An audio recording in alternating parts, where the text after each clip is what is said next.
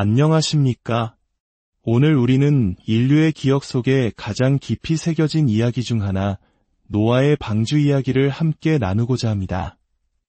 많은 이들에게 이야기는 어린 시절 동화책에서 보았던 귀여운 동물들이 줄지어 배에 오르는 평화로운 이미지로 남아있을 것입니다. 아이들이 부르는 즐거운 노래의 한 구절일지도 모릅니다. 하지만 오늘 우리는 그 익숙한 이미지의 커튼을 걷고 창세기 7장이 기록하고 있는 사건의 본질을 마주하려 합니다. 그곳에는 동화적 상상력이 아닌 하나님의 거룩한 진노와 그 속에서 피어난 놀라운 구원의 서사가 담겨 있기 때문입니다. 이 이야기는 인류 역사상 가장 끔찍하고 치명적인 재앙의 기록이며 동시에 가장 위대한 구원의 예표이기도 합니다. 본격적인 이야기에 앞서 잠시 시간을 내어주시길 부탁드립니다.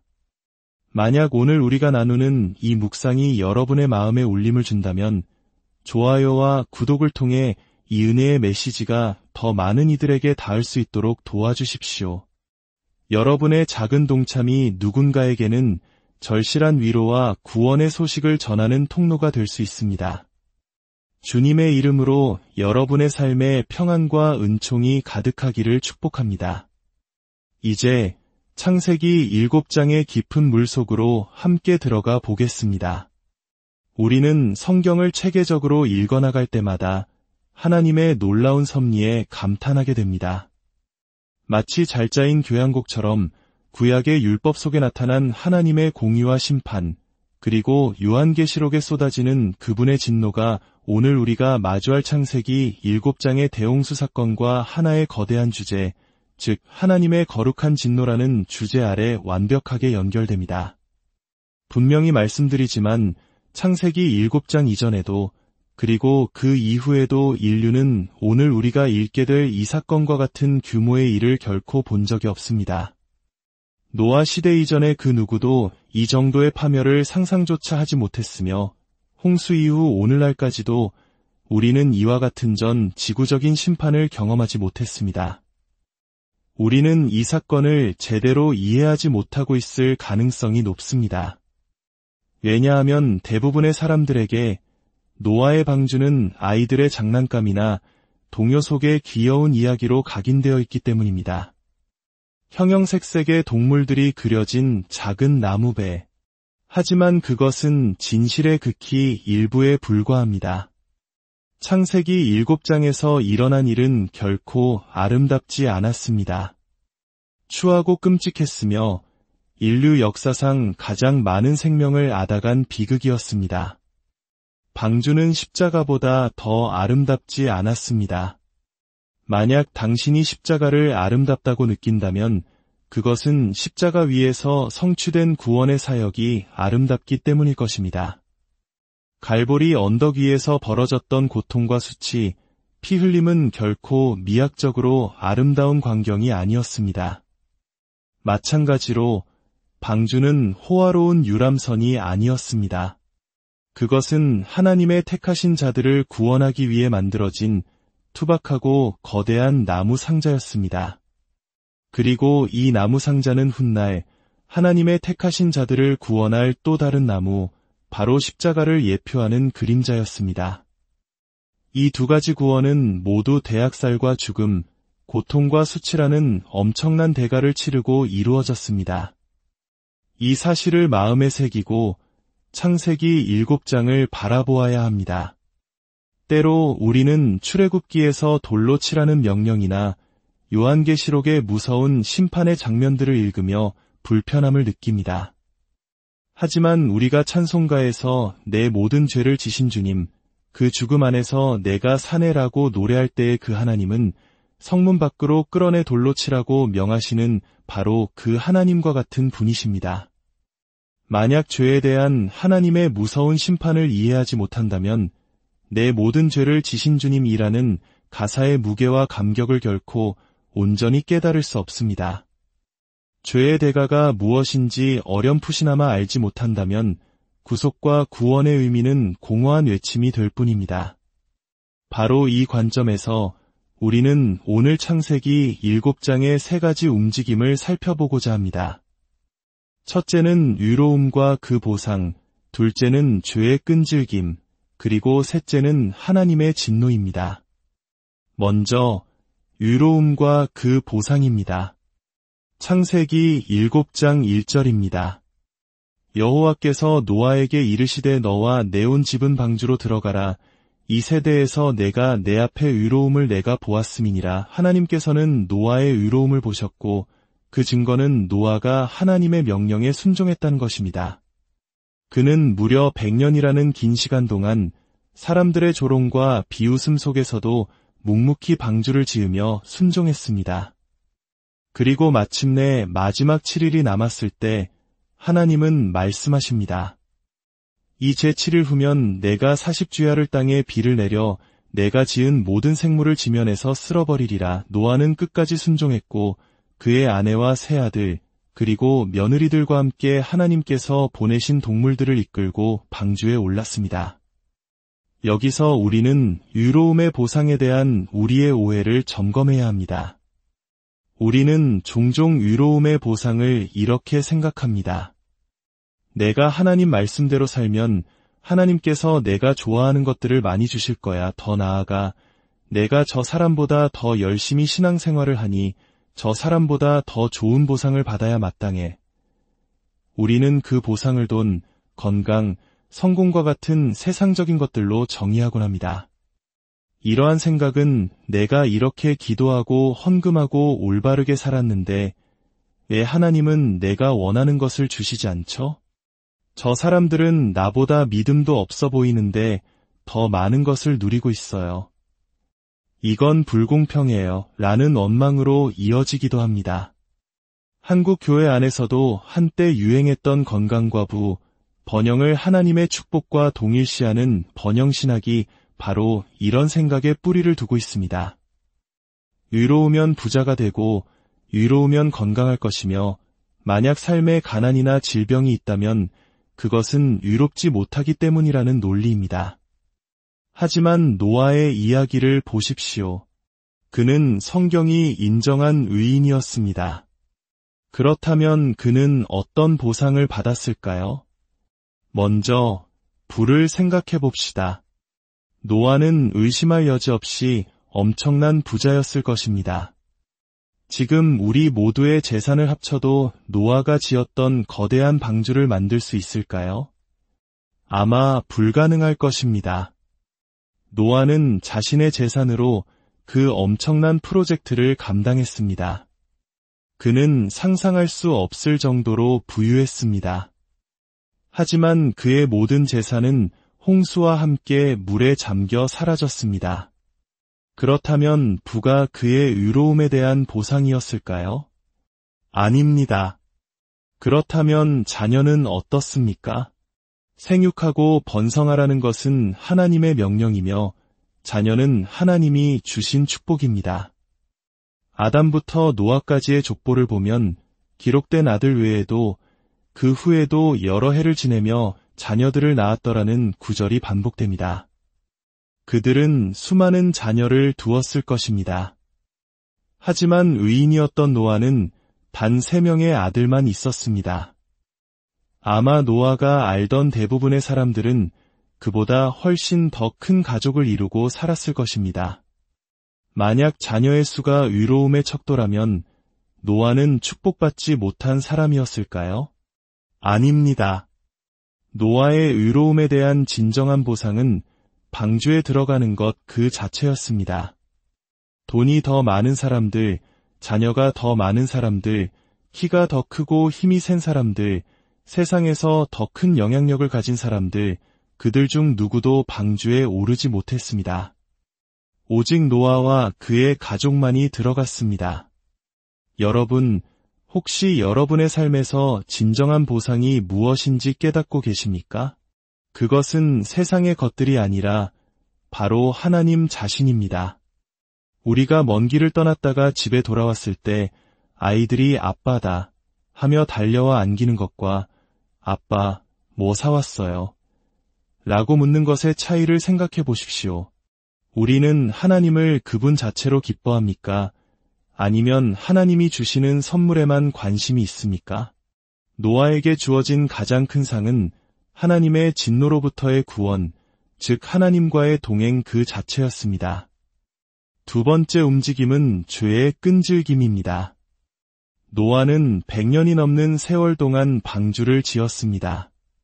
수십 년, 또 수십 년 동안 사람들은 노아를 지켜봤고 그의 경고를 들었습니다. 하지만 결국 방주에 오른 사람은 노아와 그의 아내, 셈, 함, 야벳과 그들의 아내들 단 8명뿐이었습니다. 가장 가까이서 노아를 지켜봤던 이웃은 어땠을까요? 마지막 7일 동안 온갖 동물들이 스스로 질서정연하게 방주로 들어가는 초자연적인 광경을 목격했을 때 어쩌면 노아의 말이 사실일지도 몰라라고 생각한 사람은 없었을까요? 아무도 없었습니다.